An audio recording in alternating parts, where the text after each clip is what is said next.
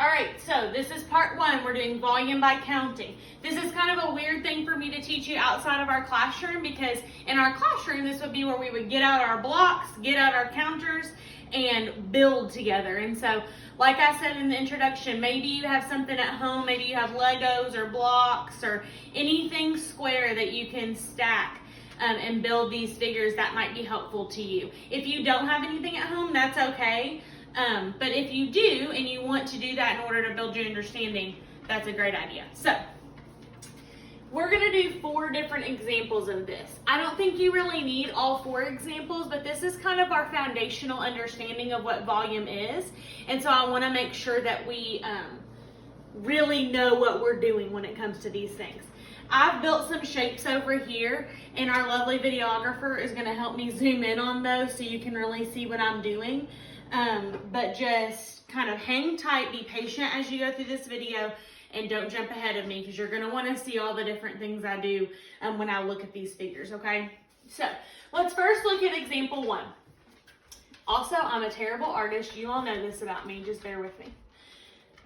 If I look at example 1, I see that I have 3 rows of blocks. They go 3 high, and it looks like I have 2 sections going back. So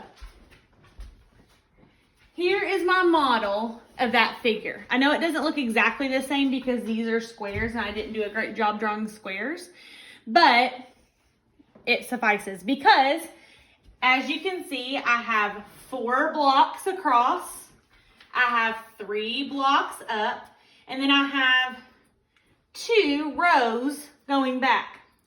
So there's a few different ways I could count this. I could take this apart and count every single block if I wanted to. Or I could look at it as sections.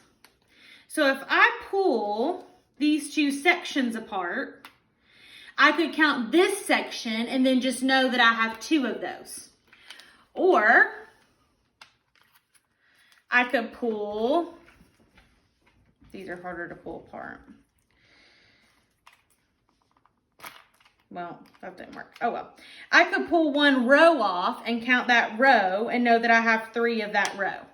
Does that make sense? So I could pull off one of these. I could pull off one of these and then just count those and know that I have 3 of them. But I'm going to go with what I said first. So I'm going to go with pulling these off in 2 sections, just counting 1 section and knowing that I have 2 of them. So let's count this section together. 1, 2, 3, 4, 5, 6, 7, 8, 9, 10, 11, 12.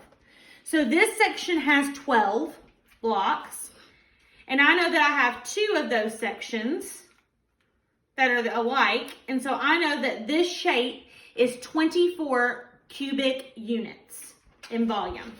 Cubic units in volume.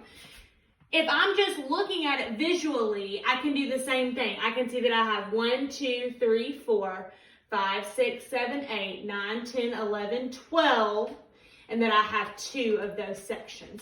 So like I said, building them is helpful because you can really see it and hold it and pull it apart. But if you just want to look at it here, you just have to visualize that you have this section and you have 2 of them. So you can count that 1 section and see that you have 2. So we decided that this shape is 24 cubic units. And we're just calling these units because they're not labeled. We don't know if they're inches or centimeters or feet or yards. So now let's look at this shape. I have 1, 2, 3, 4, 5, 6, 7, 8 blocks that create that layer. And again, it looks like I have 2 layers of the same. If we pull this out, same thing. I have 1, 2, 3, 4, 5, 6, 7, 8 blocks. And I can split,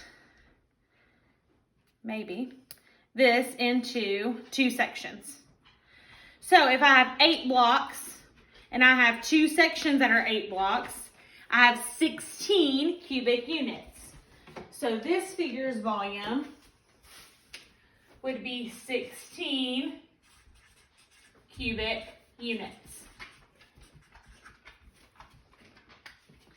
Now we get into some trickier stuff, and I'm going to pull this over here.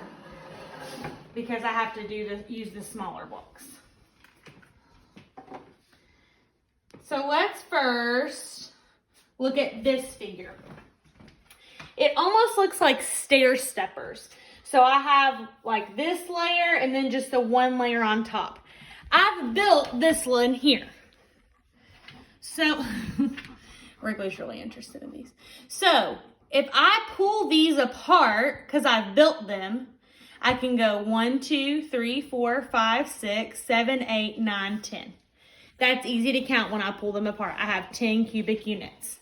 But if we look up here, it's not as easy to count because there's some blocks that I feel like I can't see.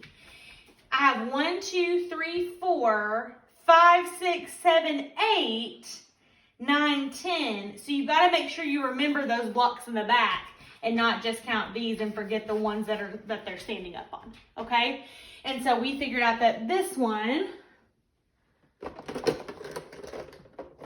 has a volume of 10 cubic units.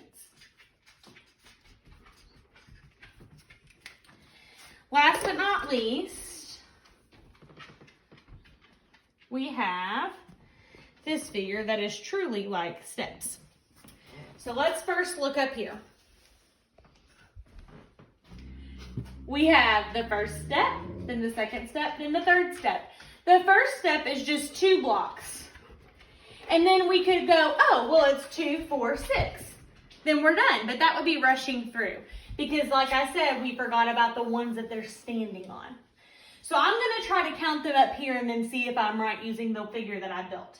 So if I have 1, 2, then I have 3, 4. It's got to be standing on 2 blocks as well. So 1, 2, 3, 4, 5, 6, that one behind there.